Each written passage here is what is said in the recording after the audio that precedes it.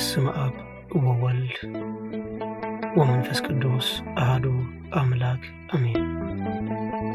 ንገባር ሰናያት መሐረን አምላኽ አቡውን ጎይታናን አምላኽናን መድኃኒናን ኢየሱስ ክርስቶስ ሰቲሩናን ረዲእናን ዓቂብናን ተቐቢልናን ራህሪልናን ደግፍናን ክሳዕ እዛ ሰዓት እዚኣ እውን ኣብፅሒና እሞ ነመስግኖ ኣለና። ሕጂ እውን ንዑ በዛ ቅድስቲ ዕለት እዚኣ ብኩሉ ዘመን ህይወትናን ብፍጹም ሰላም ክዕቅበና ንኩሉ ዝመልኽ እግዚአብሔር ኣምላክ ንለምኖ። ኦ ጎይታና እግዚአብሔር ኩሉ እትመልኽ ኣቡኡን ጎይታናን ኣምላኽናን መድኃኒናን ኢየሱስ ክርስቶስ ልዕሊ ኩሉ ኩነታትን ምእንቲ ኩሉ ኩነታትን ኣብ ውሽጢ ኩሉ ኩነታትን ነመስግነካ ኣለና። ስለ ዝተተርካናን ዝረዳእካናን ዝዕቐብካናን ናባኻ እውን ስለ ዝተቐበልካናን ስለ ዝረሃርካናን ዝደገፍካናን ክሳዕ እዛ ሰዓት እዚኣ እውን ስለ ዘብፅሓካና ነመስግነካ ኣለና። ኦ መፍቀሪ ሰብ ካብቲ ሰናያትካ ንሓትትን ንልምና ኣለና። ነዛ ቅድስቲ ዕለት እዚኣን ኣብ ኩሉ ዘመን ህይወትናን ንዓኻ ብምፍራሕ ብፍጹም ሰላም ክንዕቅቦ ሃበና። ኩሉ ቅንኣትን ኩሉ ፈተናንን ኩሉ ግብሪ ሰይጣንን ምኽሪ ክፉኣት ሰባትን ሕቡኡን ጉህዱን ዝኾነ ምልዓል ጸላእን ወጎይታይ ካበይ ኣርሕቕ፣ ካብ ኩሉ ህዝብኻ እውን ኣርሕቕ፣ ካብዚ ቅዱስ ቦታኻ እውን ኣርሕቕ። ኩሉ ሰናያትን ኩሉ ዘድሊ ነገር ዓድለና። ምኽንያቱ ንስኻ ኢኻ ተመንን ዕንቅርቢትን ኩሉ ጸላእን ክንረግፅ ስልጣን ዝሃብካና። ካብ ኩሉ ክፋእ ኣድሕነናን ባላህናን እምበር ናብ ፈተና ይትእትወና።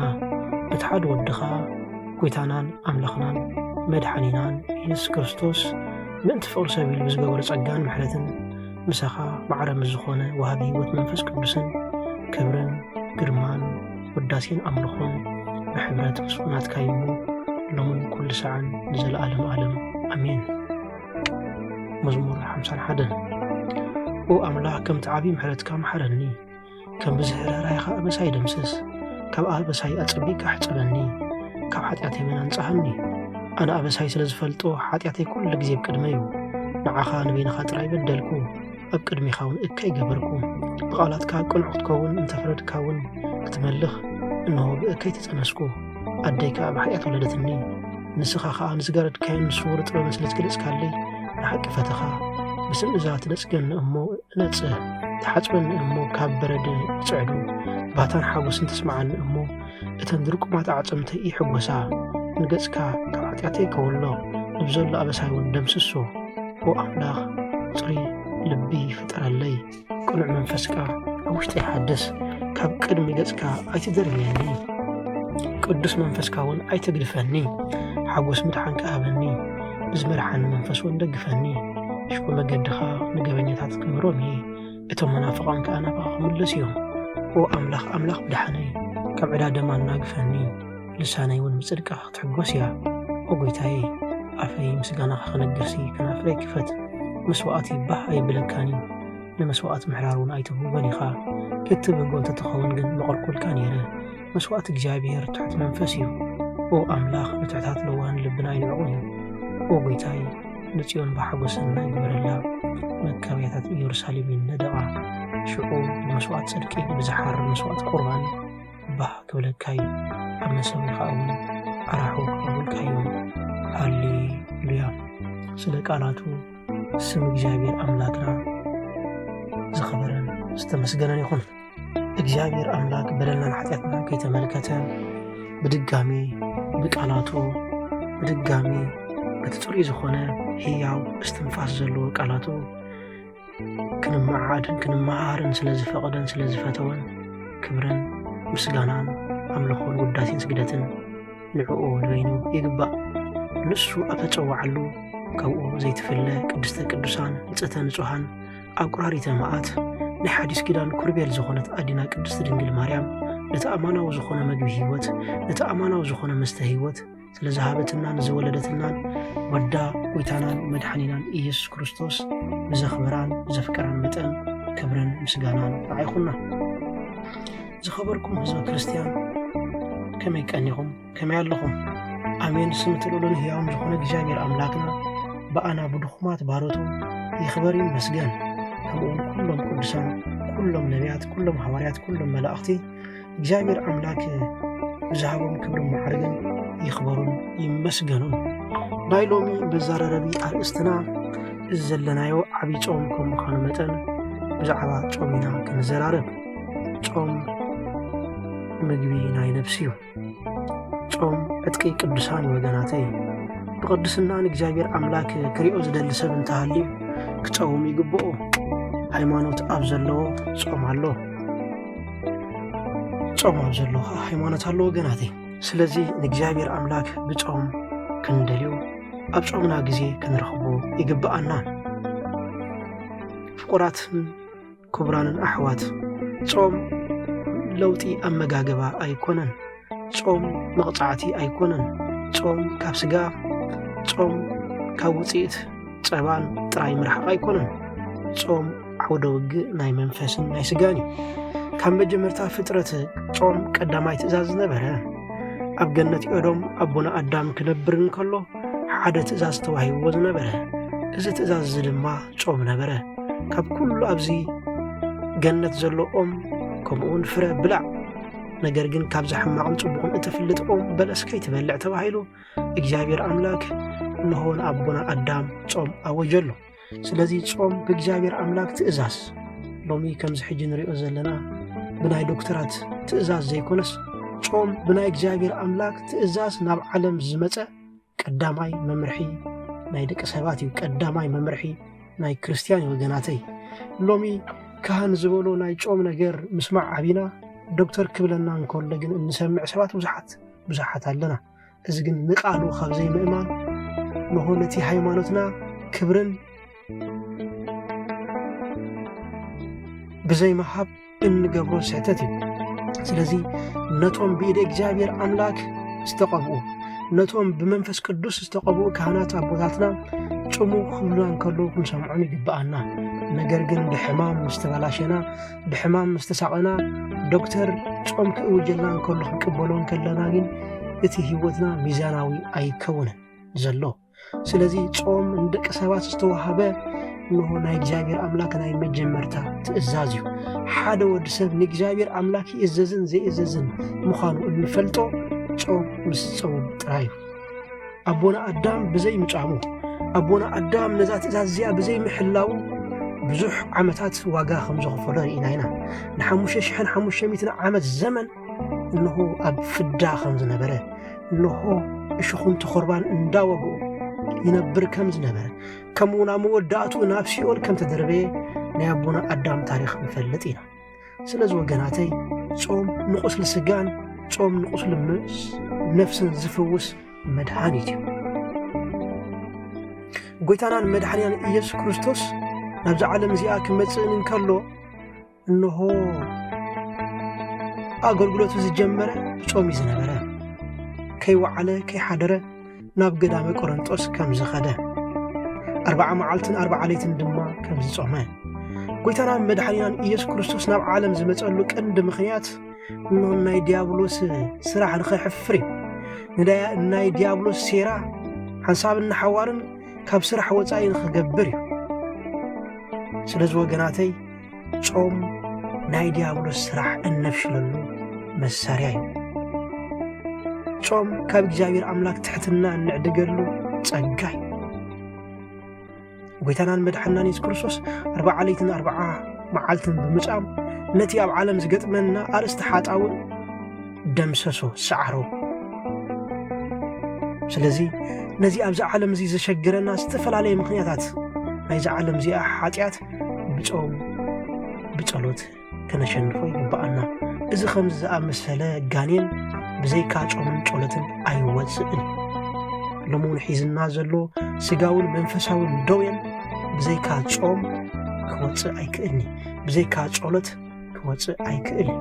ስለዚ ኣታ ሓሚምካ ዘለኻ ጾም፣ ስለዚ ኣታ ህይወትካ ድንግርግር ኢልካ ዘሎ ጾም፣ ስለዚ ኣታ ህይወትካ ምስቅልቅል ኢሉ ዘሎ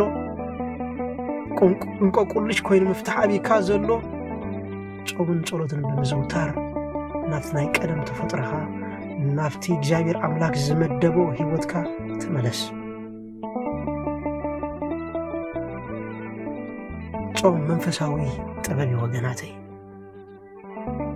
ጾም መድኃኒት እዩ። ነፍስና ምእንቲ ክትድረር ክንጸውም ይግብአና። ድራር ናይ ነፍሲ ጾም ክንጾምን ከለና እንጾሞ ጾም ካብ ስጋን ካብ ውጽኢት ጸባን ስጋን ጥራይ ዘይኮነስ እንጾሞ ጾም ካብ ስጋዊ ድሌታትና ወገናተይ ክንጾምን ከለና ካብ ስጋዊ ድሌታትና ኢና ንኽልከል ካብ ሕሜት ካብ ባእሲ ካብ ሕርቃን ካብ ቁጥዐ ካብ ሻርነት ካብ ዓሌትነት ካብ ዝተፈላለየ ነገራት ክንሕረምን ክንጾምን ይግባአና ጾም ክንጾምን ከለና ንፍትወትና ፊት ንፊት ንገጥሞ ትዕቢት ይደክም ፍትወት ስቕ ይብል ሕርቃን ሓይሊ ይስእን ልቢ መሊሱ ይስበር ንኣምላኽ ዝለስለሰ ይኸውን ከምቲ ዓቢ ቅዱስ ዮሐንስ ኣፈወርቂ ኢልዎ ዘሎ ጾም ናይ ነፍሲ ወከፍ ክፍሊ ህይወትና ለውጢ ይብለና ክንጾም ከለና ጠባይና ይለወጥ ክንጾም ከለና ጥዕና ናይ ህይወትና ይምለስ ይቕሬታ ክንጾም ከለና ምስ እግዚአብሔር ኣምላክ ሕብረት ንገብር ክንጾም ከለና ናብ ቤትና ኣብ ስጋዊ ናብራና በረኸት ይመጽእ ስለዚ ጾም ክንጾም ከለና ናይ ነፍሲ ወከፍ መዓልታዊ ተግባራትናን ናይ ነፍሲ ወከፍ ስጋውን መንፈሳውን ህይወትና ዝመዓራረየሉ ነገር እዩ ስለዚ ወገነይ ጥራይ ካብ ዝብላዕ ንዝተን ትጾም እንተሃሊኻ ገና ብዛዕባ ጾም ኣይትስቆረካን ኣሎ ማለት እዩ ሓቀኛ ጾም ካብ ክፉእ ቃላት ምጻም ካብ ክፉእ ፍርዲ ምህዳም ካብ ርስሓት ካብ ሓጢአት ምህዳም ካብ ርኽሰት ካብ ፍትወት ምህዳም ስለዚ መንፈሳዊ ሓይልና ክንመልሶ ንደሊ እንተኾይና መንፈሳዊ መንነትና ክንምለስ ንደሊ እንተኾይና ጾም ክንጾም ይግባአና እንድሕር ተሪእና ሐዋርያት ብዙሕ ግዜ ኣጋንንቲ ንምውፃእ ይሽገሩ ነበሩ ብስምካ ጋኔን ክወፅእ ብዙሕ ግዜ ሓቲትና ነገር ግን ክወፀልና ይከኣለን ካብ ምንታይ ብምባል ሓተትዎ እዚ ከም ዝኣመሰለ ዘመድ ወይ ከዓ ጋኔን ብዘይካ ብጾምን ጸሎትን ብኻልእ ኣይወፅን ብምባል ብርባዕተ ነጥቢና ሐዋርያት ነገሮም ስለዚ ወገናተይ ካብዚ ጀሚሮም ድማ ሐዋርያት ንሆ ቅድሚ ወንጌል ምስባኾም 40 መዓልትን 40 ሌሊትን ጾሙ ይብለና ክብሪ ምስጋና ንእግዚአብሔር ኣምላክ ይኹን ስለዚ ወገናተይ ንሆ እዚ ዘመድ ወይ ከዓ ጋኔን ተባሂሉ ኣብ ህይወትና ዝርብሸና ዘሎ ናይ ጥንቲ ጸላኢና ካብ ህይወትና ሓሳብና ሓዋርን ተበርቂቑ ክወፅእ እንደሊ እንተኾይና ንሆ መንፈሳዊ ጾም ክንጾም ይግባአና ጾም ስንጾም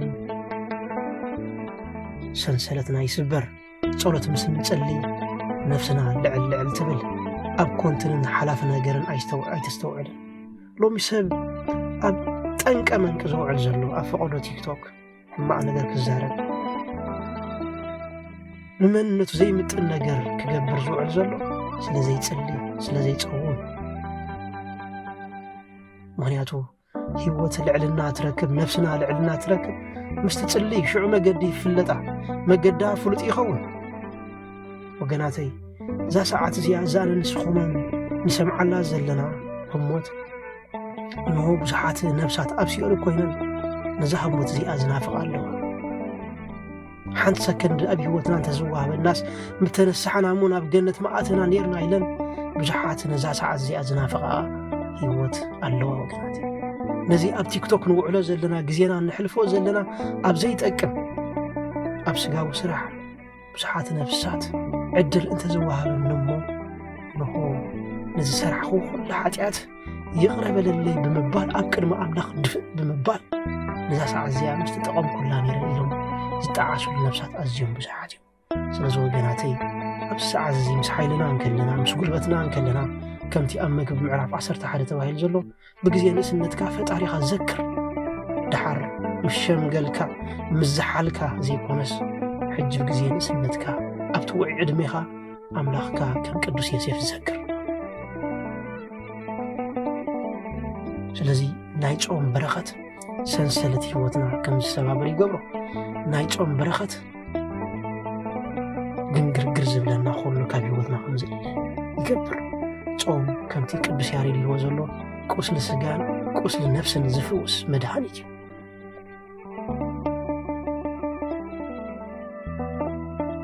ክርስቶስ ኣምላኽና ነቲ ጾምቲ ፈቲን ጹም በለና ኣምላኽና እሙን ጋሳ እዩ ቀቅድሚ ኣባጊዕ ዝኸይድ ነቲ እሱ ዝገበሩ ክንገብር ከዓ ግዴታና እዩ ወገናት ክርስቶስ ስለና ክብል ጠመየ ክርስቶስ ስለና ክብል ጸመአ ክርስቶስ ምእንታና ክብል ባዶ ኾነ ክርስቶስ ምእንታና ክብል ኣብ መስቀል ተሰቐለ ስለዚ ጾም ንክርስቶስ እንእዘዘሉ መገዲ እዩ ሓደ ክርስቲያን ንክርስቶስ እዘዝ ወይ ከዓ ኣነ ናይ ክርስቶስ ሰዓቢ እየ ዝብል እንተሃልዩ ምስ ጾም ጥራይ ስለዚ ጾም ማለት ነፍስኻ ርእስኻ ምኽሓድ ማለት እዩ እቲ መስቀሉ ኣልዒሉ ደድሕሪ ዘይስዕብ ንዓይ በቃኝ ክስዕበኒ ዝደሊ እንተሎ ግና ርእሱ ይኽሓድ ዝተባሃለ ብጾም ርእስና ክንክሕድ ይግባኣና ብጾም ርእስና ክንክሕዳ ይግባኣና ወገናት ብጾም ናይ ዘለዓለም ሕይወት ክንወርስ ኢና ወገናት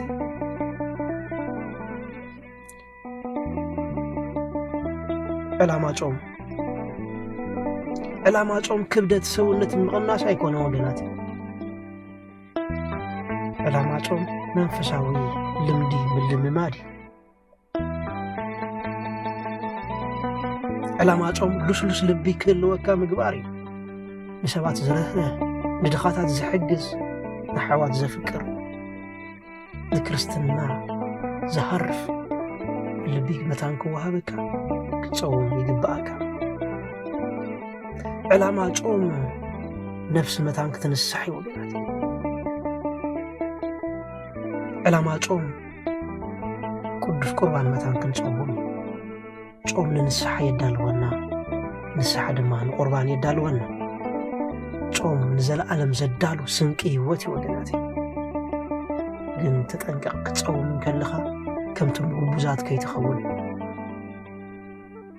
ብስጋ ብመንፈስ ጀሚሮም ብስጋ ዝወድኡ ሎሚ ብዙሓት ሰባት ቃል እግዚኣብሔር ኣምላክ ክንዛረብ ኣምሲና ቃል እግዚኣብሔር ኣምላክ ክንዕልል ኣምሲና እንሆ ብስጋ ንውድእ ሰባት ኣለና ናብ ዘይጠቅም ናይ ኣመንዝራታት ዘረባ ናይ ዓዋሉ ዘረባ ንምስማዕ ቃል እግዚኣብሔር ኣምላክ ምስ ሰማዕና ክንዲ እግዚኣብሔር ኣምላክ ፍቓድካ ይኾን ኢልካ ምድቃስ ናብ ዘይተደልየ ለፌ ናብ ዘይተደልየ ስጋዊ ትምኒታት ዘለዓሉ ዘረባታት እንዳኸድና ህይወትና ንብርዝ ሰባት ኣዝና ብዙሓት ኢና ስለዚ ብጾም ግዜ ብመንፈስ ጀሚርና ብመንፈስ ንወድእ ብመንፈስ ጀሚርና ብስጋ ኣይንወድእ ስለዚ ክትጾም ከለኻ ተጠንቀቕ ብመንፈስ ጀሚርካ ብስጋ ከይትወድእ እግዚኣብሔር ኣምላክ ኩሉ ግዜ ካብኡ ካባንያ ዝደልዮ ነገር መወዳእታና እዩ መወዳእታና ንጹሓት ኮይንና ክንርከብ ይግባኣና ስለዚ ክንጾም ከለና ብትሕትና ክኾን ይግባኦ ከምቲ ፈሪሳዊ ዘይኮነስ ከምቲ ተቐባለ ቐረጽ ስለ ኃጢአቱ ዝተኣመነ ናብ እግዚኣብሔር ኣምላክ ቆልሑ ኢሉ ክጥምት እኳ ከምዘይክእል ዝተናገረ ሰብ ከምኡ ኮይንና ክንጾም ይግባኣና ስለዚ ክትጾም ከለኻ ብትሕትና ጾም ክትጾም ከለኻ ምስ ንስሓ ጾም ክትጾም ከለኻ ብህድኣትን ብርድኢትን ጾም ክትጾም ከለኻ ብሓጎስ ጾም ክትጾም ከለኻ ንዝተሸገሩ ሓግዝ ሽዑ እቲ ብሕቡእ እዝሪ ኣምላኽ ብግህዶ ድማ ክፈዴካ እዩ